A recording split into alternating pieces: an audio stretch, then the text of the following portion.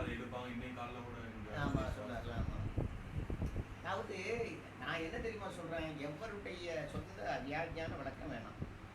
ஆயத்தில் என்ன இருக்குது எடுத்துருக்கு, ஹதீஸில் என்ன இருக்குது எடுத்துருக்கு. அந்த இடத்துல உபரி ஆடைன்னு வந்து உபரி ஆடைன்னு இவன் ப்ராக்கெட்டில் தான் போட்டிருக்கான். ஏன் அல்லாவுக்கு சொல்ல தெரியாத உபரி, அதாவது விளங்குறதுக்கு நீ கொடுத்தா பரவாயில்ல, நீ இல்லாத ஒன்று திணிக்கிறது எவ்வளோ பிடித்தது.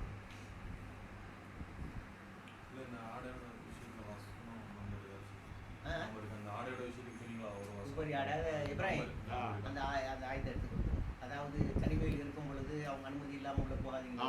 அந்த ஆயுதம்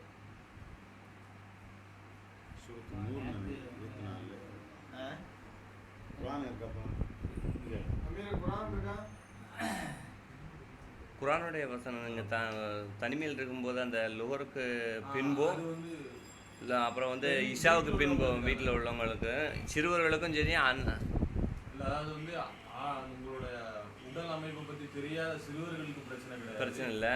அதே மாதிரி வந்து உங்களே அண்டி வாழக்கூடிய வயது அதாவது ரொம்ப வயசான முதியவர்கள் அவங்களுக்கும் ப்ராப்ளம் இல்லை. மற்றவங்க யாரும் வந்து அந்த லோகரோட நேரத்துக்கு பின்னாடி இலைப்பாறக்கூடிய அந்த நேரத்தில் உள்ள நோயாளிங்க அனுமதி, அதாவது ஓய்வு எடுக்கிற நேரத்தில் வந்து நீங்கள் வந்து அனுமதி இல்லாமல் போகாதீங்க. வர இடத்துல அதை வந்து உபரி ஆடைன்னு இவங்க பிராக்கெட் உள்ள கொடுக்குறாங்க. விளங்குதா? உதாரணமாக பிஜேயே நம்மள்ட்ட ஆரம்பத்தில் இருக்கும் பொழுது ஓய்வு எடுக்கும்போது எப்படி வேணா ஓய்வு எடுத்துக்கலாம். ஆனால் நீங்கள் வந்து அனுமதி இல்லாமல் அதாவது தனிப்பட்ட முறையில் இருக்கும் பொழுது அதுக்கு எந்த தடையும் கிடையாது. விளங்குதா? அதை வந்து சட்டமாக ஆக்குறதுங்கிறதுக்கு இவங்களுக்கு சரியான ஆதாரம் எப்படி சொல்லுவாங்க. எல்லா நேரத்துலையும் நம்ம ஆடையோட இந்த மறைச்சு தான் இருக்கணும், தலைமையில் இருந்தாலும் இருக்கணுங்கிறதுக்கு ஆதாரம் கிடையாது. அதே மாதிரி ஒருத்தர் குளிக்கிறான், அதாவது அந்நியர்கள் பார்க்கக்கூடாது, பார்க்காத அவன் ரூம் ஒரு பாத்ரூம் உள்ள இருக்குன்னு வைங்க, அவன் வந்து அந்த மாதிரி குளிக்கிறதுக்கு எந்த தடையும் கிடையாது. இவங்க தடை உண்டாக்கக்கூடாதுன்னு சட்டம் சொல்லுவான். அதான் சொல்கிறேன், பிஜே வந்து நம்மளோட இருக்க ஆரம்பத்தில் 2வது விஷயம் ஆரம்ப விஷயங்களில் மனைவியோட வந்து நிர்வாணமாக உணவு கொள்ளாமல் கேள்விக்கு தெளிவாக விளக்கம் கொடுத்துருக்காங்க. எந்த தடையும் இல்லை. இவங்களும் தடை சொல்லுவாங்க. அது இந்த மதக கொண்டு இருந்தாங்க. இது காலங்காலமாக அந்த நம்பிக்கையெல்லாம் இருக்காங்க. விளங்குதா? ஆனால் அதுக்கு தடை இல்லை அப்படிங்கிறதுக்குள்ள ஆதாரம் தெரிவித்திருக்காரு.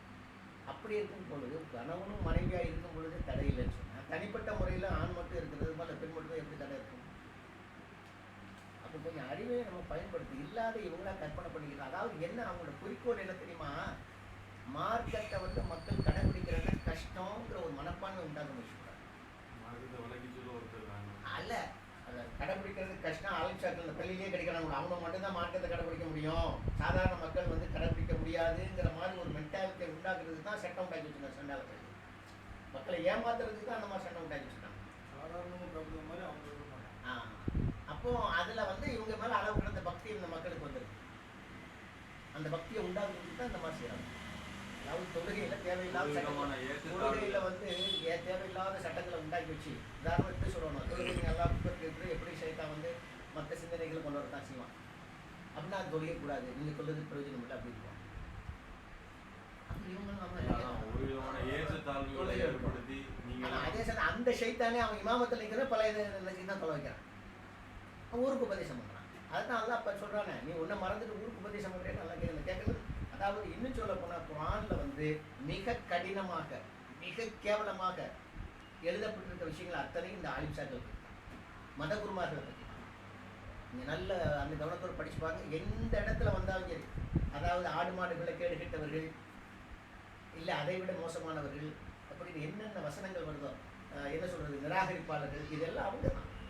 ஆனால் இன்றைக்கி நம்ம ஆலிம்சாக்கள் மற்றவங்க எல்லாம் வந்துடும். உதாரணம், உலகத்தில் உள்ள மற்ற மதங்கள் உள்ள மத குருமார், உதாரணமாக கிறிஸ்தவ மதங்கள் எடுத்துக்கிடுங்க, இந்து மதம், அதெல்லாம் ஒத்துக்குவான். வழிகட்டில் தான் இருக்கா, மக்களை வழிகெடுக்கிறாங்க.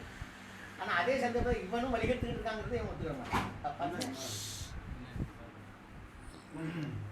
அந்த சூரத்து 100 தானே 58 படிங்க.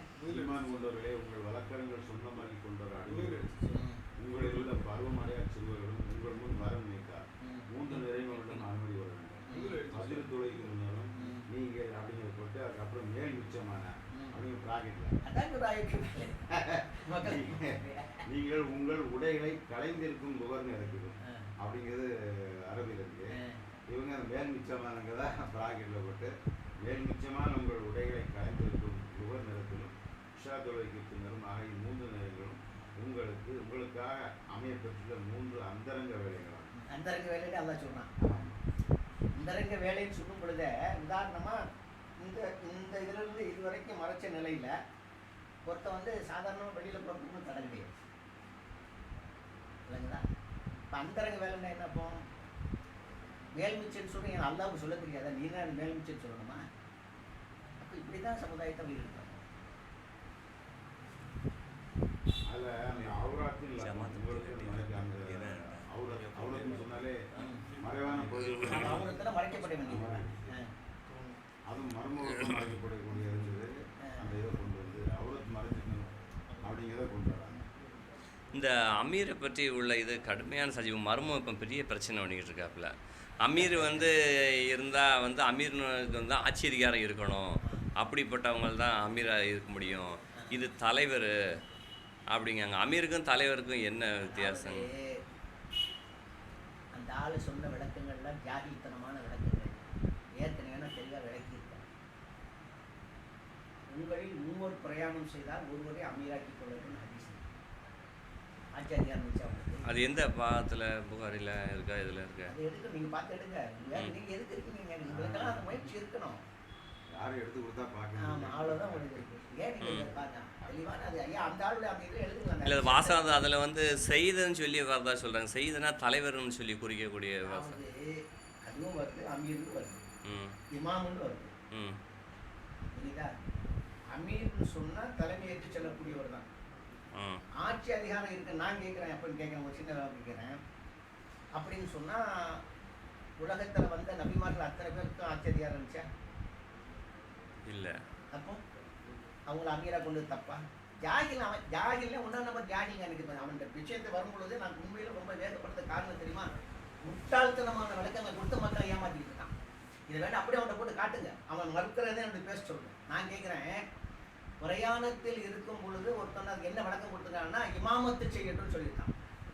நான் கேட்குறேன், அடை சண்டாள பயல, பிரயாணத்தில் இருக்கிறவனுக்கு ஜும்மா கடமை கிடையாது, ஜமாத்து கடமை கிடையாது, லோஹர 2 ரக்காத்தை சொல்லிக்கலாம், அசர் வந்து ஜம் செய்துக்கலாம், இவ்வளவு பேர் இருக்கு. அங்கே போய் இமாமத்து செய்ய சரி. நான் கேட்குறேன், 3 பேர் இருந்தால் ஒருத்தர் இமாமத்து செய்யணும்னு சொன்னால் அப்போ 300 பேர் இருந்தால் எத்தனை பேர் இமாம் செய்வாங்க?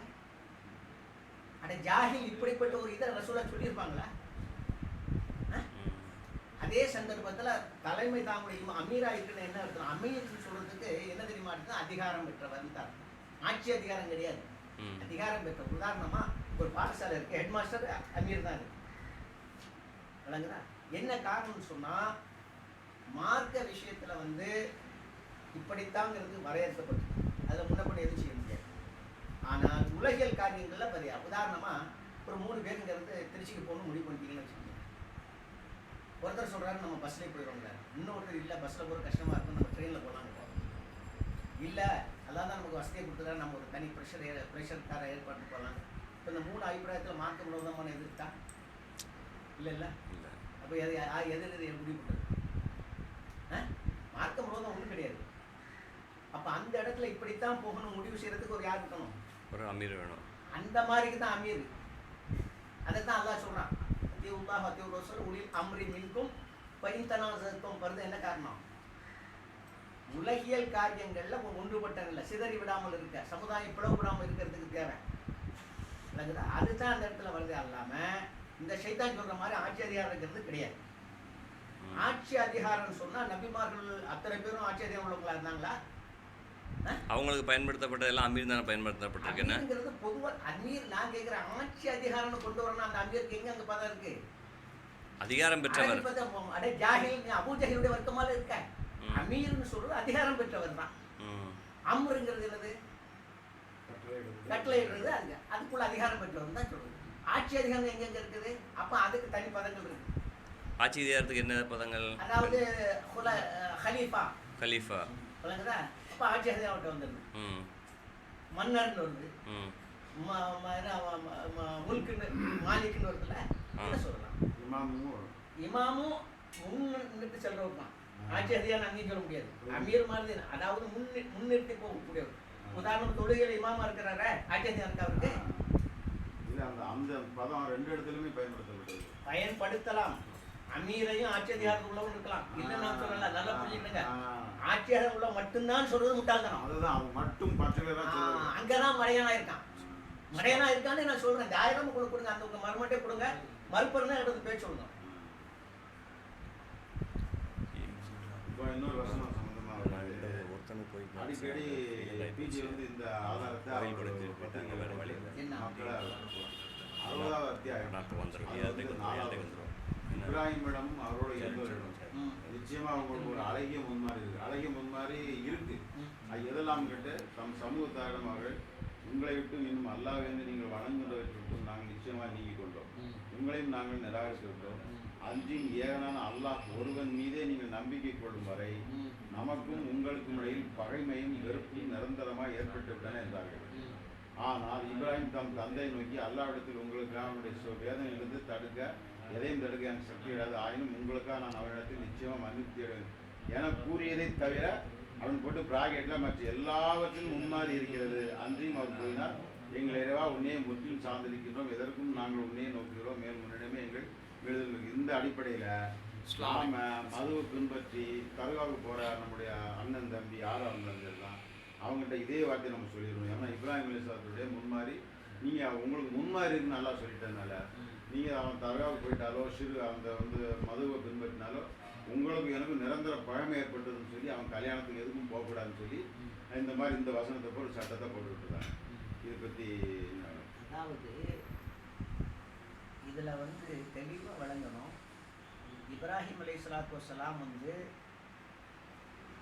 அல்லாஹ்வுடைய கட்டளையை சொல்லும் பொழுது அந்த அல்லாஹ்வுடைய கட்டளையை அவருடைய தந்தை ஏற்றுக்கொள்ளவில்லை. இன்னும் சொல்ல போனால் நபி ஸல்லல்லாஹு அலைஹி வஸல்லம் அவர்களுடைய காலத்தில் அபூ லஹப், அபூ ஜஹீல், குதுபா இவங்க போன்ற சூழ்நிலை. அதாவது நாங்கள் உங்களுடைய மார்க்கத்தை ஏற்றுக்கொள்ள மாட்டோம்,